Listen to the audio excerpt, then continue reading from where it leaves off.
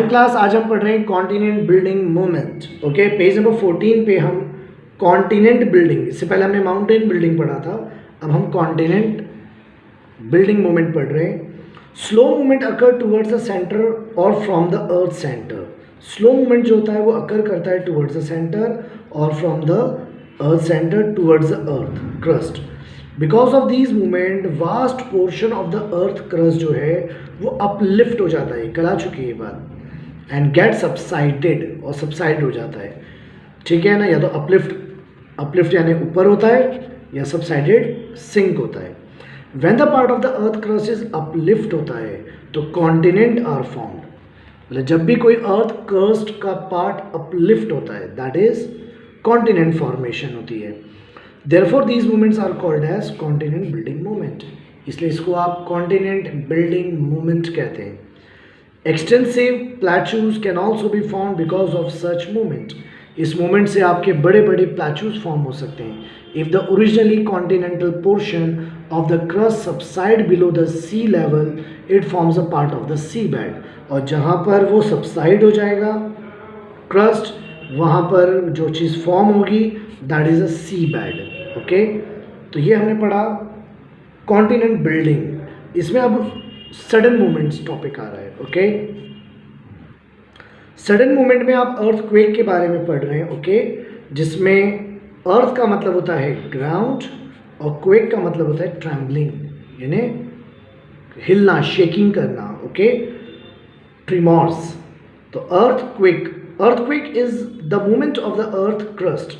जब हमारा earth crust movement करता है तो अर्थक्वेक फॉर्म होता है।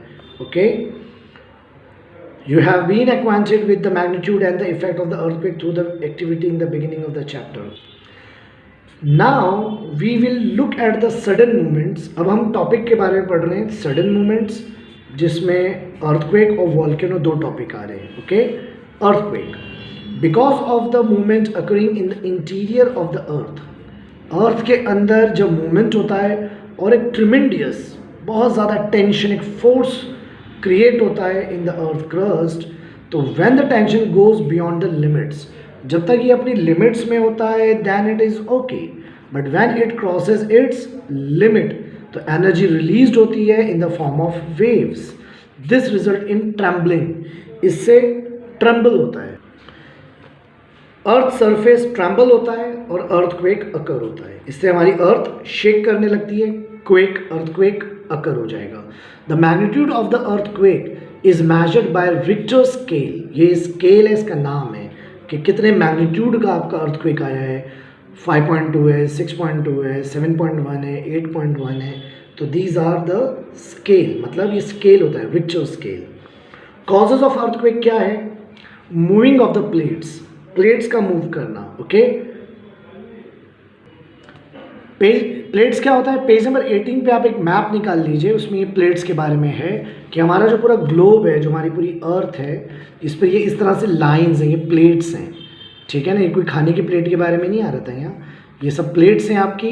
तो जो कंट्री इस प्लेट्स के करीब होती हैं, जब यहाँ कोई भी शेकिंग नीचे अर्थ के होता है तो उसके आसपास की जो कंट्री है वहाँ पर भी वो ट्रिमॉर्स, वहाँ पर भी वो ट्रैम्बलिंग इफेक्ट को फील करते हैं। तो ये प्लेट्स के बारे में है कि मूविंग ऑफ प्लेट्स से अर्थक्वेक आता है। ओके, प्लेट्स के कोलाइड यानी टकराने की वजह से भी आता है earthquake. Plate slide one below the other, अगर एक प्लेट दूसरी प्लेट से थोड़ा सा स्लाइड कर जाए वन बिलो अदर तो आता है। Forming of fractures in rock layers due to tension in the interior of the earth के अंदर कोई भी टेंशन, कोई भी फोर्स, कोई भी स्ट्रेस अगर है तो उसकी वजह से जो रॉक लेयर में फ्रैक्चर आ जाए तो ये भी एक कंडीशन है। और अकरिंग ऑफ वॉल्केनिक इरप्शन, और कहीं पर कोई वॉल्केनो इरप्ट होता है, फटता है, वॉल्केनो बाहर आता है तो भी अर्थक्वेक्स आते हैं। ओके, नीचे बाद में एक सिंपल सिस्मोग्राम और उसका ग्राफ दे रखा है आपको। ओके, तो ये कोई डायग्राम तो आपको आएगा नहीं, जस्ट आप अपनी नॉलेज के लिए से देख सकते हैं। नेक्स्ट टॉपिक है हमारा फोकस एंड एपिसेंटर क्या होता है। Okay, because of the movement occurring below the earth surface tension is created. Earth के बिलो बहुत सारे एक्टिविटीज़ हो रही हैं, ठीक है ना, मूवमेंट्स हो रहे हैं, उस वजह से टेंशन क्रिएट होता है और ये कीप्स ऑन एक्यूमुलेटिंग। एक्यूमुलेट यानी जमा होना, ये जमा होता रहता है, बढ़ता रहता है। हाई एनर्जी रिलीज होगी at the place where the tension mounts up, जहाँ पर टेंशन ज़्यादा माउंट अप होगी वहाँ पर एनर्जी रिलीज भी ज़्यादा होगी। This is the centre of the earthquake, तो वो अर्थक्वेक की वो जगह सेंटर होगी and this is called as focus. इसे आप फोकस कहते हैं या हाइपोसेंटर कहते हैं। क्या कहते हैं? फोकस या hypocentre. Energy wave scattered in all direction from this centre. अब जो सेंटर है जो नीचे आ रहा है अभी डायग्राम में, अभी देखिए ये रहा आपका वो फोकस सेंटर, तो ये ऑल डायरेक्शन में मूव करता है। Okay, on the earth surface where these energy waves reach, और जहाँ ये वेव्स रीच करती हैं अर्थ पर, वो उसका एपिसेंटर ऑफ द अर्थक्वेक होता है। जहाँ पर ये वेव रीच करती है that is the epicentre of the earthquake. It is the nearest place on the earth surface from the focus, मतलब फोकस से जो सबसे नियरेस्ट प्लेस होगी वो उसका एपी सेंटर होता है। जैसे अभी यही डायग्राम देख लीजिए, अभी जो आपको पिक दे रखी है फोटो में, ये आपका फोकस है, तो फोकस से ये डिस्टेंस सबसे शॉर्टेस्ट लग रहा है। अगर आप स्केल से भी नापेंगे शॉर्टेस्ट डिस्टेंस है, यहाँ ये पहले पहुँचेगा सरफेस पर, अर्थ सरफेस पे, तो this is called as epicentre. Okay, यही एपी सेंटर है। And it experiences the first tremor, और पहला झटका, पहला जो शेकिंग है वो यहीं पर फील होगा उसे। The epicentre is perpendicular to the focus, और ये हमेशा परपेंडिकुलर होगा, बिल्कुल 90 डिग्री। ये आपका सरफेस है, ये आपका फोकस है, तो ये लाइन देखिए ये बिल्कुल 90 डिग्री है। Okay, when the tension is release at the focus, जब कोई टेंशन फोकस पे रिलीज होता है तो रिलीज एनर्जी ट्रैवल करती है in all direction as shown in the diagram. आप देख सकते हैं ग्राफ में, डायग्राम में गिवन है। This energy comes towards the earth surface in the form of wave, और ये एनर्जी इंटीरियर से जो अर्थ सरफेस के पास आती है तो in the form of waves आती है। सिस्मिक वेव्स कहते हैं, divided into 3 parts, primary waves, secondary waves and surface wave. Primary waves किसे कहते हैं? These are the first one to reach the surface of the earth, जो सबसे पहले सरफेस ऑफ द अर्थ पे पहुंचती है वेव्स, उसे आप कहते हैं P waves, primary waves. Energy is emitted in the earth's interior, और एनर्जी एमिट होती है in the earth's interior. The travel at very fast, ये बहुत फास्ट जाएगी from the focus of the earthquake से in radial direction. Radial direction मतलब in this way, centre से ये जहाँ भी जाएगी इन रेडियल। जस्ट अगर आप एक सर्कल बना दें तो ये रेडियस की तरह है।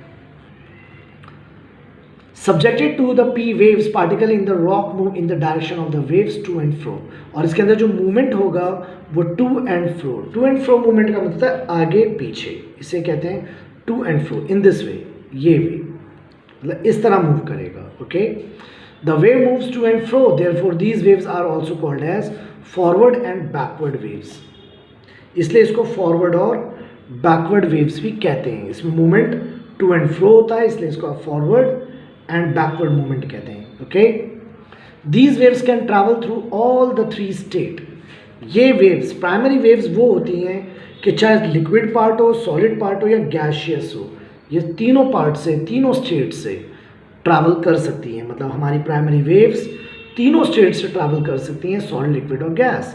But while travelling through the liquid medium, लेकिन जब लिक्विड से जाती है तो डायरेक्शन गेट चेंज, थोड़ा सा डायरेक्शन चेंज हो जाता है। It is because of the primary waves, ये प्राइमरी वेव्स ही हैं जिसकी वजह से बिल्डिंग आपकी अर्थ सरफेस पे बैक एंड फोर्थ, आगे पीछे मूव करती है। Okay, to and fro. Second आपका आ रहा है S waves, that is the secondary waves, the waves which reach the earth surface after the primary waves.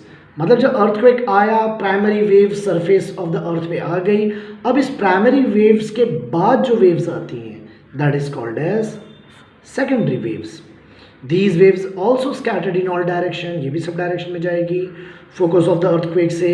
इसकी velocity lesser than the P waves होती है, मतलब सेकेंडरी वेव की velocity primary से लेस देन होती है। The particle lying in the way of these waves move up and down, उसमें क्या मूवमेंट था? To and fro. इसमें क्या मूवमेंट है? अप एंड डाउन, ऊपर नीचे मूवमेंट होता है, जो ज़्यादा डेंजरस है। These waves can travel only through the solid medium, और ये वेव्स सिर्फ सॉलिड मीडियम से जाती हैं. They get absorbed as they enter the liquid medium. जैसे लिक्विड मीडियम में ये वेव्स जाएंगी तो एब्जॉर्ब्ड हो जाती हैं.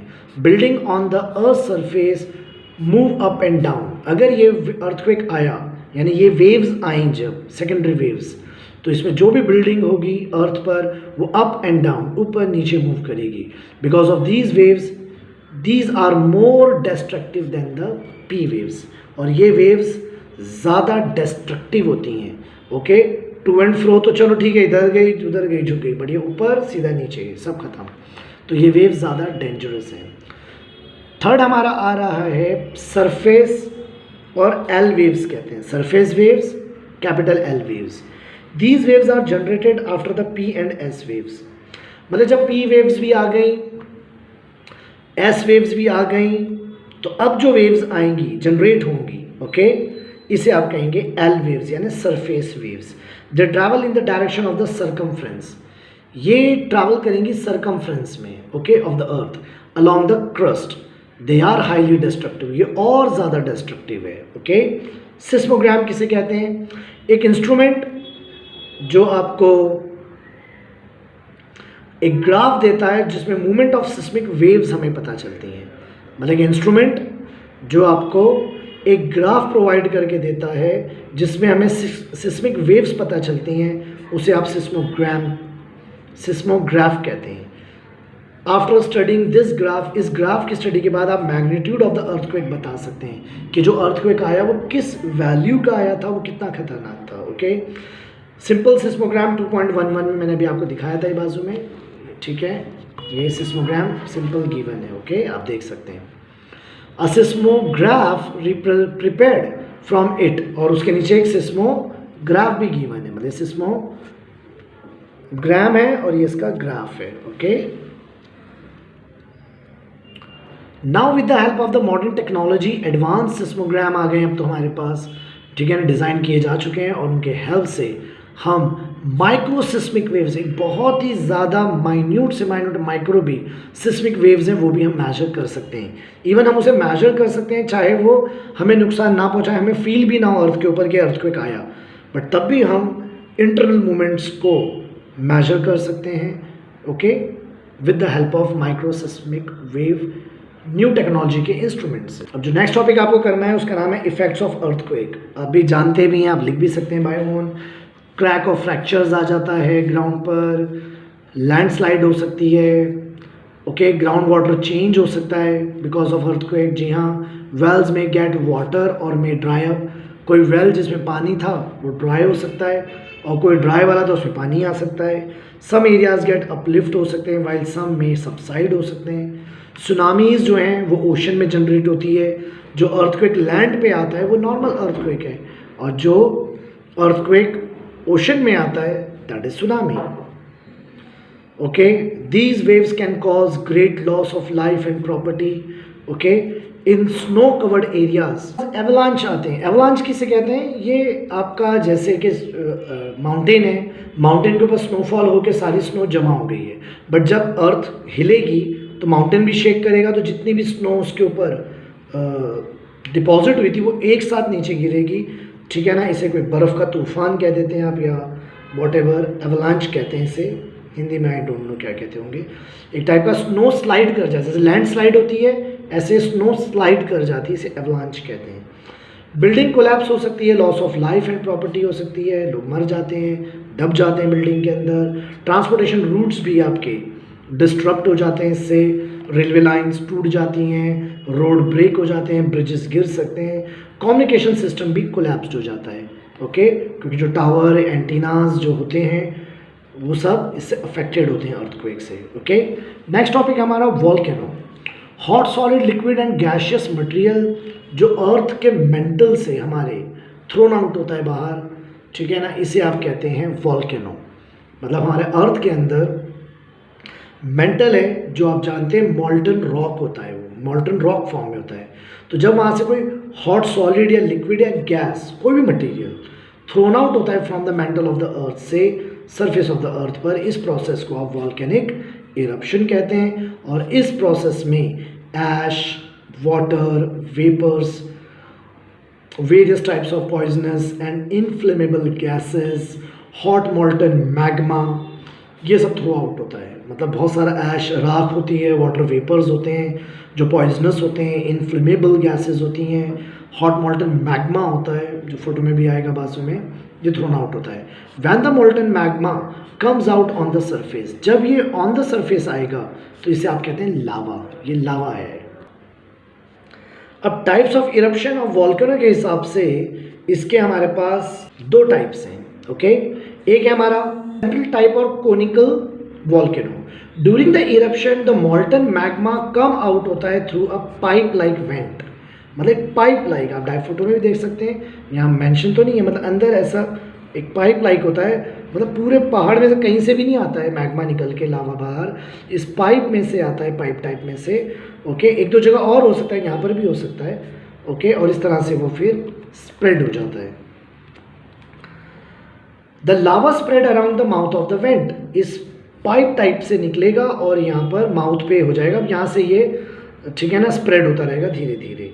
As a result cone shaped mountain बन जाता है, इसलिए देखिए माउंटेन कोन शेप का है, कोन शेप का माउंटेन बन गया है।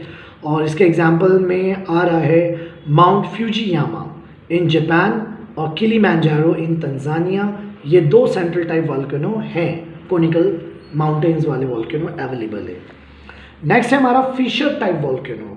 ड्यूरिंग द इरप्शन इसके अंदर जो मैग्मा कम आउट होता है वो किसी सिंगल वेंट या किसी सिंगल पाइप से नहीं आता है, ये कहीं भी कितने भी क्रैक्स हो जाएंगे, फिशर्स यानी, और उस फिशर्स में से ये बाहर निकलने लगेगा और ये एक जैसे पानी कहीं से निकलता हुआ स्प्रेड हो जाता है, इस तरह से फ्लो करता हुआ स्प्रेड हो जाएगा। The molten material coming out with the eruption spread हो जाएगा ऑन बोथ द साइड, कहीं पर भी, on both the side of the fissure. As a result volcanic plateau are formed हो जाता है, इससे एक वॉल्केनिक प्लेट्यू फॉर्म होता है, माउंटेन फॉर्म नहीं होता है इसमें, इसमें प्लेट्यू फॉर्म होता है, ओके। डेक्कन प्लेट्यू जो इंडिया का हमारा डेक्कन प्लेट्यू रीजन है वो इसी टाइप के वॉल्केनिक इरप्शन से फॉर्म हुआ है। अब आप अगर फिगर 2.18 को देखें तो उसके बारे में इस मैप के रिलेटेड कुछ पैराग्राफ यहाँ पर एक्सप्लेनेशन आ रहा है कि मोस्ट ऑफ द वॉल्केनोज जो हैं वो लोकेटेड हैं ऑन द प्लेट बाउंड्रीज। मैं मैप आपको दिखा नहीं सकता हूँ, मैप आप देखते देखते ये लाइंस देख के आप लेक्चर सुनते रहिए। मोस्ट ऑफ द वॉल्केनो जो है वो located on the plate boundaries होते हैं। Similarly earthquake zone are also seen in the border area, जो बॉर्डर का एरिया होता है वहीं अर्थक्वेक जोन होते हैं। The part of the plate boundary which slides under the crust subdue, जो part of the plate boundary है वो स्लाइड करती है under the crust, there is a loss of material, यहाँ पर बहुत सारा मटेरियल लॉस हो जाता है। Such boundaries are called as the plate consuming subduction boundary. Subdue, subdue का मतलब ही कंज्यूमिंग है। In area where new material is coming out, और जहाँ पर नए मटेरियल बाहर आते हैं, एक क्या था, सबड्यू वाला केस था कि part of the plate boundary slide कर जाती है अंडर द क्रस्ट, अंदर चली आती है, और एक कंडीशन है जिसमें न्यू मटेरियल्स कमिंग अप, बाहर आते हैं on to the earth crust, इसे कंस्ट्रक्टिव बाउंड्रीज कहते हैं। Both the process happens continuously, they are shown in the map 2.18 आप देख सकते हैं। वॉल्केनो का इफेक्ट क्या है, वही loss of life and property होता है। समटाइम सुनामी आ सकता है generate due to the volcanic eruption, जी हाँ, ओशन फ्लोर में, below the ocean floor because of volcanic eruption tsunami आ सकती है। Dust, smoke, ash, gases, water vapours remain in the atmosphere, जो इसमें से डस्ट निकलती है, स्मोक निकलता है, धुआं निकलता है, राख निकलती है, गैस निकलती है, ये आपके एटमॉस्फेयर में बहुत दिनों तक भी रह सकती है। दिस में create imbalance in the environment, जिससे हमारा एनवायरनमेंट काफ़ी डिस्टर्ब हो जाएगा, इम्बैलेंस हो जाएगा। लैंड में become fertile due to the volcanic ash, हाँ, वॉल्केनो की ऐश से आपका लैंड काफ़ी फर्टाइल हो सकता है। Many minerals are found near the earth surface because of lava, बहुत सारे मिनरल्स हमें नियर द अर्थ सरफेस मिल सकते हैं because of lava. New land is formed, lava आने के बाद जब वो सॉलिड फॉर्म में कन्वर्ट हो जाएगा, ड्राई अप हो जाएगा, तो न्यू लैंड फॉर्म हो जाएगा ड्यू टू वॉल्केनिक इरप्शन। और एट टाइम्स एन आइलैंड्स भी हो सकता है, हो सकता है कहीं पे लावा निकले और पानी में निकले और वहाँ पर एक छोटा सा आइलैंड फॉर्म हो जाए। Lakes are formed at the mouth of the craters of the dead volcano, जो डेड वॉल्केनोज होते हैं वहाँ पर लेक्स फॉर्म हो जाती है व्हेन रेन वाटर एक्यूमुलेट, मतलब वहाँ पहले जगह फॉर्म हो जाती है और जब रेन वाटर वहाँ जमा हो जाता है तो लेक फॉर्म हो जाती है। ओके, तो ये कुछ पिक्स भी आप देख सकते हैं जो यहाँ पर हैं। ओके, अब मैं आपको कुछ इंपॉर्टेंट क्वेश्चन दे देता हूँ। क्वेश्चन नंबर 2 का CDE, ये 3 क्वेश्चन ज़्यादा इंपॉर्टेंट हैं। डिस्टिंग्विश ABC तीनों इंपॉर्टेंट हैं। 6 का A और D इंपॉर्टेंट है। एक ये सिस्मिक भी इंपॉर्टेंट है, लेकिन जब मैंने प्राइमरी और सेकेंडरी बता दिया तो वो वहाँ पर आप मेंशन कर सकते हैं। ओके, तो 6 का AD, 5 का ABC और सेकेंड का CDE। Okay, so this is all about your geography lesson number 2. Okay, thank you.